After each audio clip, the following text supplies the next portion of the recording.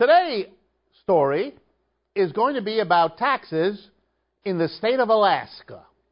That state is away from the continental United States, separated by Canada in the far north. And in order to explain the marvelous or infamous developments of the tax situation of the state of Alaska, I need to tell you a little bit about that state. The single biggest industry in Alaska, economically speaking, is oil. The oil industry employs about a third of the working population of that state. It dwarfs any other industry as a result. Because the oil companies are enormously profitable there, make an enormous amount of money, put the state at enormous environmental risk. Some of you will remember the Exxon Valdez oil spill of some years ago, which caused unspeakable damage that still is a problem for that state. They're at risk of all kinds of problems now. The Trans-Alaska Pipeline is a continuing source of risk and danger. This is a state that has paid heavily for the benefits that come from being a part of a very profitable oil industry. Here's some of the benefits that the oil industry has paid to get the government of Alaska to help them get all that profit out of that oil. There's no sales tax and there's no income tax in Alaska because the oil companies pay a royalty tax on all the oil they take out of there. They still make a fortune as a result, but it's a way of getting the support of the people there to let them do it. There's even a foundation to which the oil companies contribute that pays out a subsidy.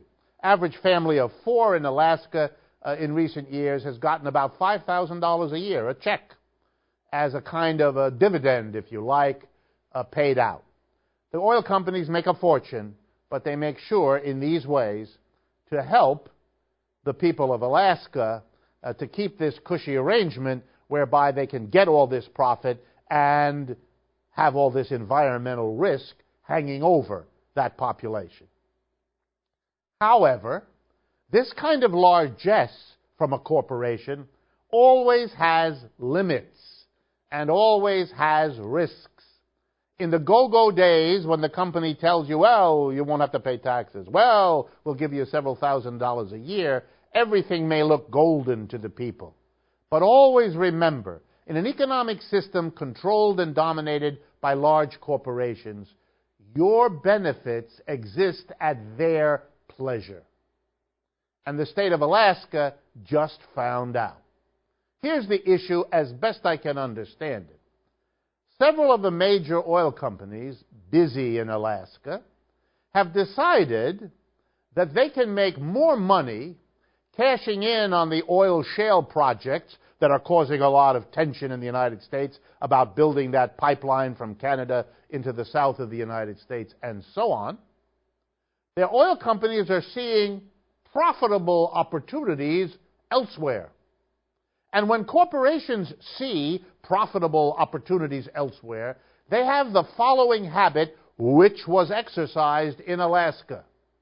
But I'm going to mention, when I finish my story about Alaska, about plenty of other places where the same game is played.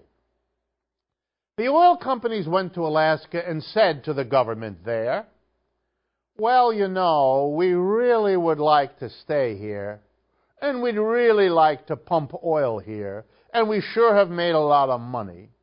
But, truth be told, we can make more money pumping someplace else.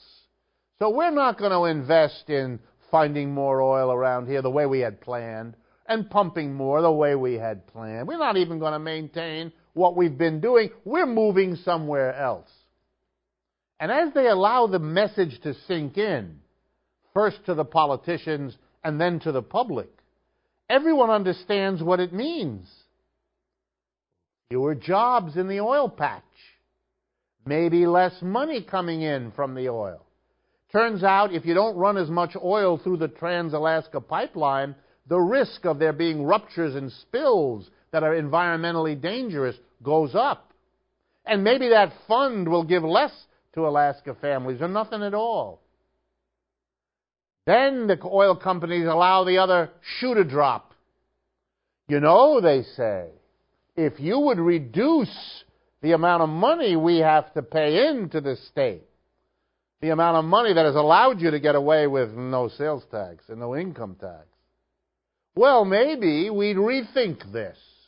In other words, if you make it profitable by cutting our taxes sufficiently so that we don't have to move somewhere else to make more money, which is what we're going to do, well, then we'll stay. And the political leadership of the state of Alaska understood the message, as most political leaders do. They don't need it spelled out. They know this game. I'm just going over it in case anyone doesn't know, to make sure it's out there in the open. So the state of Alaska has just proposed a $750 million tax cut for the oil industry. How nice. Here's to understand. That money has to be coming from someplace. Either Alaska will continue to do what it's been doing for its people, and then it'll have to raise the $750 million from the people of Alaska, or they'll cut programs for the people of Alaska and use the $750 million they no longer spend helping the people of Alaska to give more profits to the oil companies. If you let your fortune be determined by a private corporation whose number one priority is profit, that's what you get. Punchline. Every state in the United States is always in this situation that Alaska found itself in. Every city practically in the country is.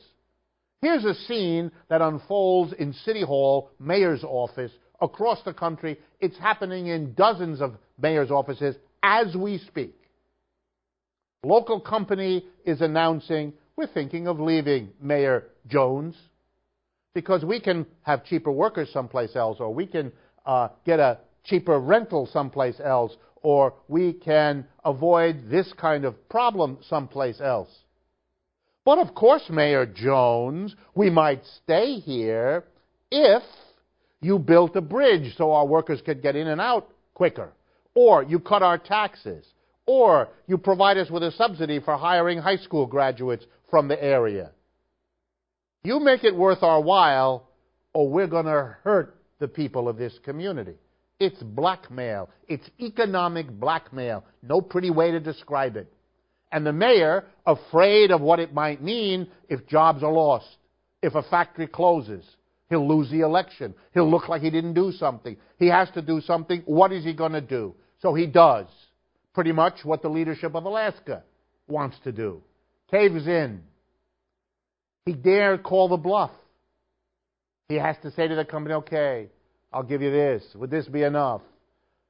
As long as the decisions of corporations are made by people whose job it is to make the most money, they'll play one city against another, one state against another, and as we have seen in the world, one country against another.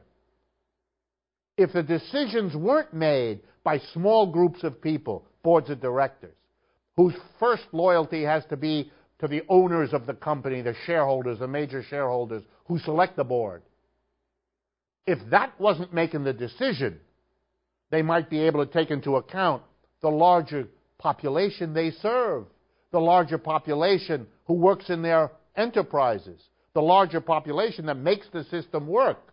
They couldn't blackmail them. And until we make that kind of change, we're going to be on the wrong end of the pressure from companies. They'll go here when the profit is highest and leave the debris where they once were. And when they get time to move again, when the profit opportunities arise, they'll do to the town they went into just what they did to the town they left last time. This country and the world is littered with abandoned enterprise zones because the corporations found a more profitable way to make money, which is what they're about. Not the social development, not the community development, not the needs of the majority of the people, but the profits of a tiny minority. So we have to take cognizance of the Alaska story as the latest installment of a long, painful process of a modern capitalist system, and one that deserves a lot more critical attention than it has gotten.